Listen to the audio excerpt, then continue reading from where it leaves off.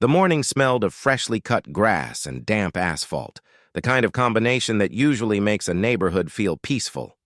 But peace wasn't on the menu today. I stood at the edge of my driveway, staring at what used to be my mailbox. Now it leaned awkwardly, crooked like it had lost a fight with a sumo wrestler, and the dent along the side suggested it had.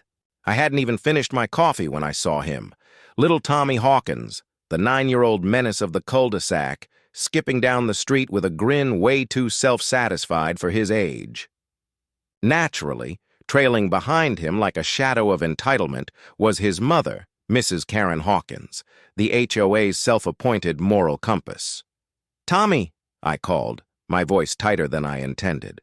"Do you realize what you just did?" Tommy shrugged like it was no big deal, twirling a stick between his fingers. "It was an accident," he said casually. I squinted at him, wishing for either a time machine or a handbook for neighborhood morality. "An accident?" I repeated, my voice rising. "Your accident just destroyed a mailbox I've had since moving in." Mrs. Hawkins appeared at her doorway, arms crossed, her nails painted a shade of judgment that I could feel from 20 feet away. "Is there a problem here?" she asked, her voice calm but sharp, the kind that always meant trouble. "Yes, actually," I said, pointing at the slanted mailbox. "Your son broke it." She tilted her head, pursing her lips as if the concept of accountability had never touched her. "Children will be children," she said sweetly, but the words dripped icy poison. Maybe he just needed to let off a little energy. I took a deep breath, trying not to snap, trying to remember if the HOA handbook had something about property damage. "Energy doesn't bend steel and wood," I muttered under my breath. Mrs. Hawkins shot me a look like I'd personally insulted her entire family tree. Meanwhile, Tommy, either oblivious or perfectly feigning innocence, kicked a pebble and stared at me with pure mischief in his eyes. I realized then, before any HOA complaints were filed, before any neighborhood gossip even brewed, that this wasn't going to be simple. This wasn't just a broken mailbox. This was the start of the kind of petty war only HOA communities could manufacture. And Mrs. Karen Hawkins had already drawn first blood. Bending down to inspect the mailbox, calculating damage control in my head, I noticed Tommy's backpack. A baseball peeked out, the kind that could easily break not just mailboxes, but egos too. The air grew heavier. Calm had vanished, replaced by that taut, expectant silence that screams, "Something dramatic is about to happen." The next HOA meeting felt like entering a gladiator arena, minus the lions, with folding chairs and coffee-stained agendas instead. I arrived early, trying to appear casual, and immediately spotted Mrs. Karen Hawkins sitting primly at the front table. Her posture screamed, "I own this neighborhood," in spirit if not in title. Beside her, Tommy lingered, looking innocent, like a cat in a room full of rocking chairs. But I wasn't buying it. The room buzzed with polite small talk, nods, murmurs, complaints read as if scripted. I chose my seat carefully, giving myself a clear line of sight to the microphone and Mrs. Hawkins's expectant glare. When it was my turn, I stood, adjusted my shirt, and let the silence stretch just long enough to command attention. "Good evening," I began, voice steady despite my nerves.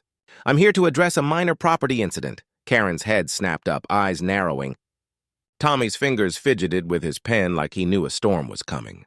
I exhaled, pointing toward the front row. "My mailbox was damaged by her son while playing in the cul-de-sac." Murmurs rippled through the room. Karen's smile froze, brittle and sharp.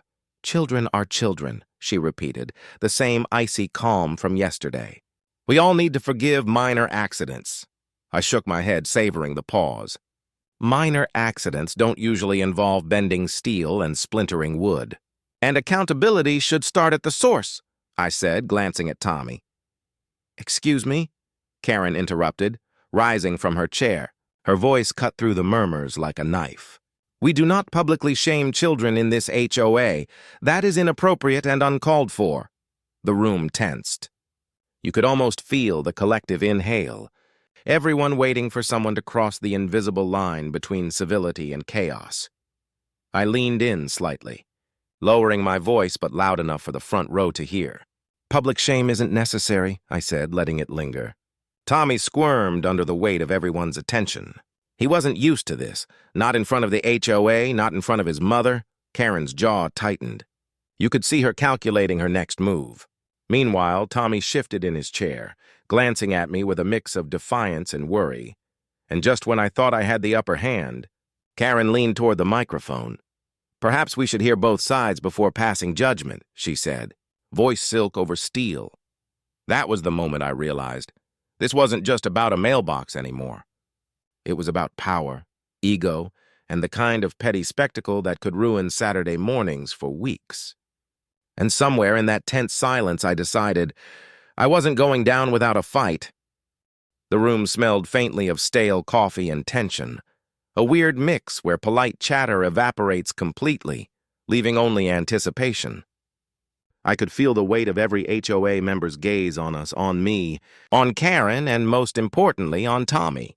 He fidgeted now, clearly uncomfortable under the spotlight, and I could almost hear the mental gears grinding behind his wide, guilty eyes. Karen leaned back in her chair, arms crossed, exuding that controlled fury only someone who treats the HOA handbook like gospel could muster. "Tommy, do you want to explain what happened?" she asked, her voice artificially gentle, like she was restraining a hurricane. Tommy swallowed hard, shifting from one foot to the other. I didn't mean to." His words trailed off, and the room's collective sympathy flickered once before vanishing the moment I spoke. "Didn't mean to?" I echoed, soft but cutting. "Do you realize what that actually means? My mailbox is destroyed. My mail is at risk. My morning routine is ruined." I let the weight of those mundane yet infuriating consequences sink in. Karen's eyes snapped to me, alarm flickering. "There's no need to lecture a child," she said, attempting to regain control. I allowed the tiniest smile, just a tilt, the kind that carried years of knowing exactly how to push the right buttons. "Oh, I'm not lecturing him," I said. "I'm giving him a moment to understand cause and effect, to see what confidence looks like when it's challenged. It's character building." Tommy's shoulders slumped. I saw the color drain from his face, subtle but enough for everyone to notice. Even Karen. She leaned forward, whispering something sharp to him, but he didn't respond. The momentum had shifted. I walked a little closer, keeping my tone calm, measured. "It's not about shaming you, Tommy, but sometimes the world notices things. Little mistakes, big consequences, and standing in front of the neighborhood and facing them, that's how confidence grows. Or cracks." The silence that followed was deafening. A few people nodded politely, some eyes wide, others trying not to look too entertained. Karen's lips pressed into a thin line. I could practically see the mental gymnastics. Protect my child, maintain HOA authority, avoid embarrassment. Then Tommy blinked. For the first time, he looked genuinely vulnerable, staring at his shoes as if they might provide an escape. I knew right then, without another word, that the first crack in their fortress of control had appeared.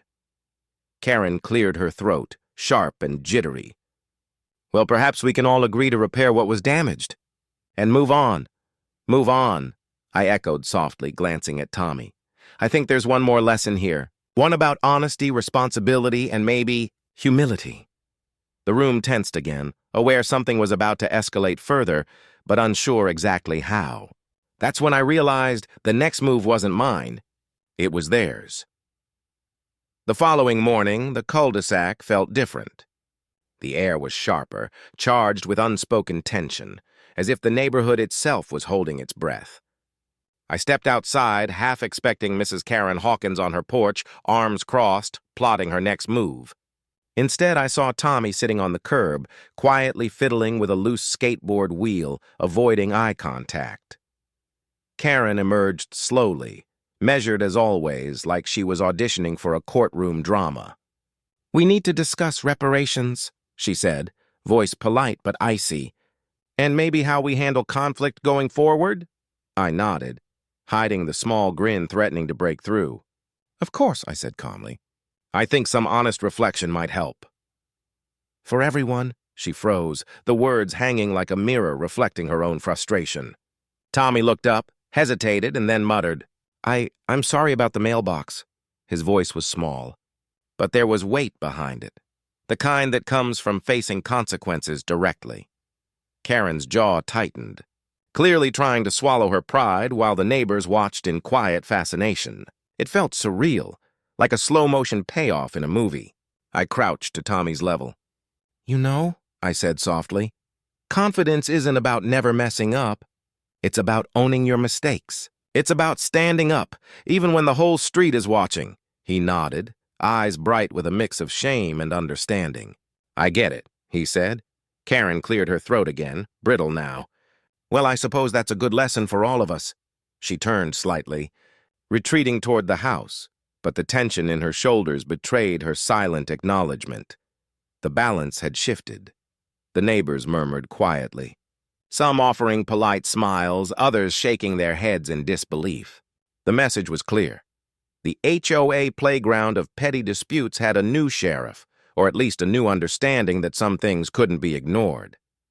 As I walked back to my repaired mailbox, sunlight glinting off the fresh paint, I felt a strange satisfaction.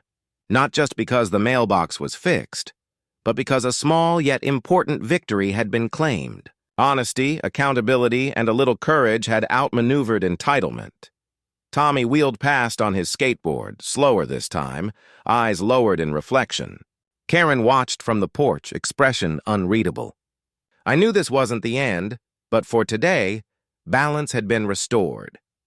I took a deep breath, savoring the quiet hum of suburban life, knowing full well that in a few weeks, another drama might flare. But that was tomorrow's problem. Today, the mailbox stood tall, and sometimes that's all the victory you really need.